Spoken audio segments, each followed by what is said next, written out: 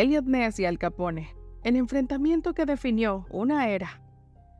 ¿Te imaginas un Estados Unidos sumido en el caos con gángsters y agentes federales luchando por el control? Eliot Ness contra Al Capone, dirigida por Patrick Dowdy, te sumerge en el duelo épico entre el incorruptible Ness y el implacable Capone. Con un país dividido entre sueños de poder y conflictos internos, la película revela secretos oscuros y sorprendentes giros que te mantendrán al borde del asiento. ¿Podrá la justicia prevalecer sobre el delito?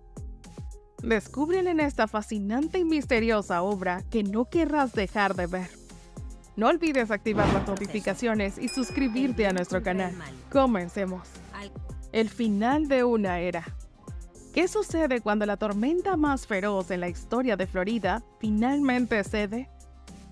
En un Miami destrozado, Al Capone exhala su último suspiro el 25 de enero de 1947.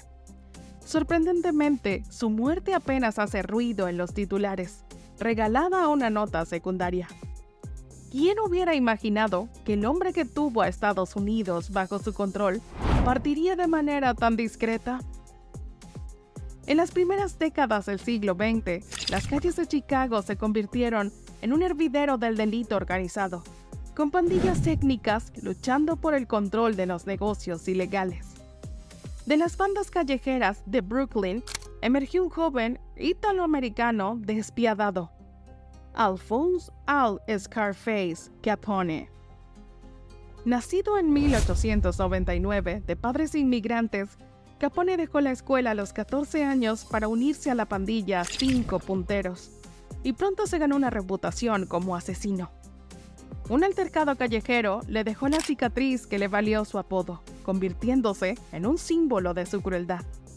En 1919, Capone fue reclutado por Johnny Torrio y enviado a Chicago para ayudar en operaciones lucrativas en la era de prohibición. Con un olfato para los negocios y una voluntad de usar agresividad extrema, Capone ascendió en las filas hasta convertirse en la mano derecha de Torrio. A mediados de la década de 1920, Capone conspiró para derrocar a Torrio y asumir el control del imperio del contrabando, del licor, la prostitución y los juegos de azar en Chicago. En la infame masacre del Día de San Valentín de 1929, los secuaces de Capone emboscaron y acribillaron a 7 miembros de una pandilla rival, convirtiéndolo en el enemigo público número 1. El ascenso de Eliot Ness. ¿Puede un pequeño grupo de hombres valientes detener el imperio de un gángster implacable? Mientras el dominio delincuencial de Al Capone se expandía sin control, un puñado de agentes liderados por Eliot Ness se preparaba para enfrentarlo. Ness, un ex francotirador universitario y agente federal con un inquebrantable sentido de la justicia, reclutó a los intocables por su integridad en medio de una corrupción generalizada. Este equipo, cuidadosamente seleccionado por su compromiso de nunca aceptar sobornos, incluía conductores audaces, expertos francotiradores y hábiles investigadores. Con tácticas innovadoras como escuchas telefónicas y vigilancia encubierta, comenzaron a desmantelar el imperio de Capone, rastreando puntos de distribución, bares clandestinos y destilerías ilegales. Sin embargo, las primeras incursiones fueron desastrosas. Filtraciones y errores alertaron a Capone, quien respondió con brutal agresividad, incluyendo la ejecución del agente Frank Basile. Pero en lugar de desanimarse, Ness y su equipo redoblaron esfuerzos. Desafiando al terror de Capone, organizaron desfiles públicos con vehículos y equipos confiscados, mostrando su determinación frente al cuartel general del gángster. ¿Podrían estos hombres, con su valentía y estrategias innovadoras, finalmente derribar al intocable Capone? La batalla por la justicia apenas comenzaba. El juicio del siglo. ¿Puede un gángster tan poderoso ser derribado por algo tan mundano como los impuestos? A pesar de los incansables esfuerzos del equipo de Ness, inicialmente no lograban reunir pruebas suficientes contra Capone. quien estaba protegido por una red de sobornos, intimidación y complicidad oficial. Pero entonces apareció una grieta inesperada en su armadura: sus inexactos registros tributarios. El juicio del siglo comenzó en octubre de 1931. Capone comparecía ante el tribunal por un simple cargo de evasión fiscal. 75 millones de dólares en ingresos sin fundamento por los que no pagaba impuestos. Dinero del alcohol, la fornicación, actos íntimos y del delito. Durante 7 días de detención, los fiscales presentaron pruebas contundentes de su inexplicable riqueza, su estilo de vida extravagante y los ingresos ocultos de sus operaciones ilegales.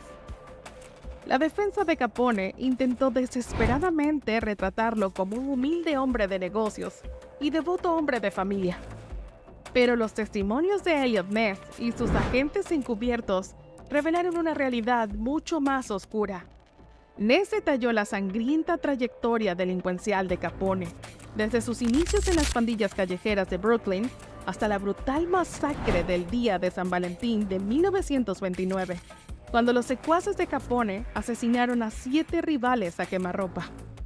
Las revelaciones sobre la red de sobornos de Capone, que incluía policías, jueces y policías corruptos, sacudieron al jurado.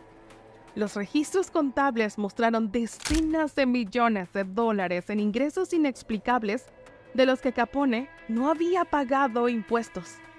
En un esfuerzo desesperado por contrarrestar las impresiones negativas, los abogados defensores convocaron a un testigo de carácter sorpresa para testificar sobre la naturaleza honorable de Capone. Sin embargo, el testigo misterioso, un tal Richard Hart, nunca apareció, dejando a la defensa sin su as bajo la manga. Finalmente, después de solo unas pocas horas de deliberación, el jurado declaró a Capone culpable de los cargos de evasión fiscal masiva. Aunque parecía un cargo relativamente menor en comparación a sus numerosos otros crímenes violentos, la sentencia de 11 años de prisión finalmente puso fin al reinado del terror de Capone y marcó un punto de inflexión decisivo en la batalla contra su vasto imperio delincuencial. Encuesta: ¿cuál crees que fue el mayor logro de Eliot Ness y sus intocables en la lucha contra el Capone? Número 1. Desmantelar las operaciones de licor de Capone. Número 2. Procesar a Capone por evasión fiscal. Número 3. Exponer la corrupción en Chicago. Número 4. Usar tácticas innovadoras de vigilancia. Número 5. Aumentar la conciencia pública sobre el delito organizado. Déjanos tu opinión en los comentarios y no olvides suscribirte a nuestro canal. El imperio se desmorona. Aunque solo fue condenado por evasión fiscal, la sentencia de 11 años de prisión para Capone marcó un giro inesperado en la lucha contra su imperio delincuencial. ¿Podría realmente el intocable Capone ser finalmente vencido? La respuesta parecía afirmativa cuando, tras las rejas, su vasta organización comenzó a tambalearse. Pero la victoria no fue sin costo. Desde su celda, Capone desató una ola de represalias violentas. Ordenó ataques implacables contra Ness y su equipo, y uno de los más brutales fue la ejecución de Frank Basile. Emboscado y baleado, Basile fue mutilado de manera grotesca, su lengua arrancada con un espeluznante mensaje de advertencia. La vida de Ness y su esposa Edna se convirtió en una pesadilla.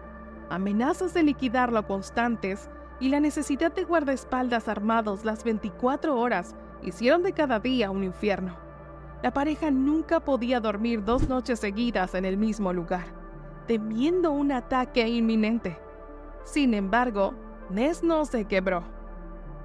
En un movimiento audaz, Ness organizó un desfile de vehículos y equipos de contrabando confiscados, pasando ruidosamente frente al cuartel general de Capone. Las sirenas resonaron como un triunfo simbólico, mostrando la caída del poder de Capone en su propia ciudad. Con los principales puntos de distribución de alcohol cerrados y las redes de soborno desmanteladas, los ingresos de Capone se evaporaron rápidamente. El 16 de mayo de 1932, Ness, en un despliegue de fuerza impresionante, lideró el convoy que escoltó a Capone, esposado, fuera de Chicago rumbo a la prisión federal de Atlanta. ¿Era este el fin del reinado de terror de Capone? La historia estaba a punto de revelarlo. La caída. Para Ness, escoltar a Capone fuera de Chicago debería haber sido su mayor triunfo, pero la historia tenía otros planes. En los años venideros, su vida tomó un giro trágico. ¿Quién hubiera pensado que el héroe caería en desgracia? Ness, ansioso por capitalizar su fama, solicitó unirse al prestigioso FBI. Sin embargo, el director J. Edgar Hoover, celoso de la atención recibida por Ness, le negó la entrada. Rechazado y amargado, Ness cayó en una espiral descendente de alcoholismo y depresión, alejándose cada vez más de su esposa Edna. Sus esfuerzos por documentar sus experiencias en un libro de memorias fracasaron cuando los editores de Chicago se negaron a trabajar con él. Finalmente, en 1957, Ness murió olvidado y empobrecido, sin saber que su lucha contra Capone eventualmente lo elevaría al estatus de leyenda americana.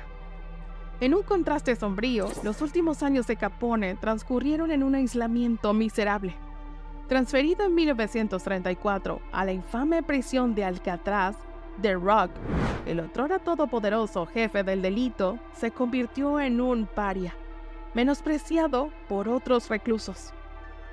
Cuando finalmente fue liberado en 1939, los efectos neurológicos de la sífilis lo habían dejado deteriorado, un espectro senil de su antiguo poder.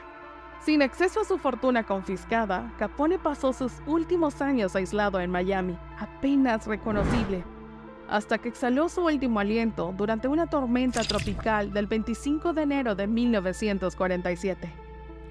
Su muerte apenas recibió unas líneas en los periódicos, un final anticlimático para el hombre que una vez controló una nación con su imperio delincuencial. Aunque derrotado al final, el legado del ascenso y caída de Al Capone sigue siendo uno de los capítulos más infames en la historia del delito organizado en Estados Unidos. Gracias a la valentía y perseverancia de hombres como Eliot Ness, el sueño corrupto de Capone de un imperio delincuencial permanente se convirtió en cenizas. Después de conocer la trágica caída de Eliot Ness y el sombrío final de Al Capone, ¿qué lecciones crees que podemos aprender sobre la lucha contra el crimen y la naturaleza de la justicia? Si te ha gustado este video, no dejes de compartirlo, darle like y suscribirte a nuestro canal. Muy pronto tendremos una sorpresa para ustedes. Atentos a nuestras notificaciones y videos. Hasta la próxima.